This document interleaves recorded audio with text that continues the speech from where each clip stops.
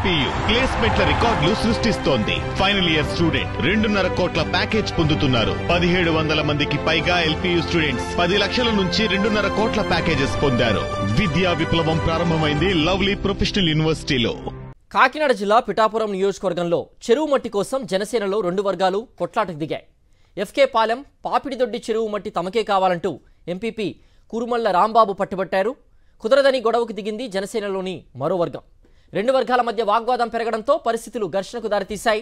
తనపై దాడి చేశారని పిఠాపురం రూరల్ పిఎస్లో కురుముల్ల రాంబాబు ఫిర్యాదు చేశారు. రాంబాబుపై ఫిర్యాదు చేశారు జనసేనలోని మరో వర్గం.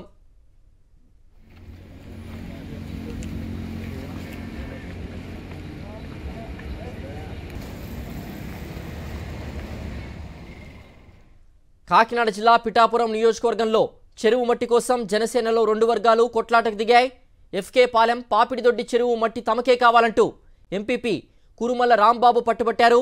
కుదరదని గొడవకు దిగింది జనసేనలోని మరో వర్గం. 2 వర్గాల మధ్య వాగ్వాదం పెరగడంతో పరిస్థితులు ఘర్షణకు దారితీశాయి.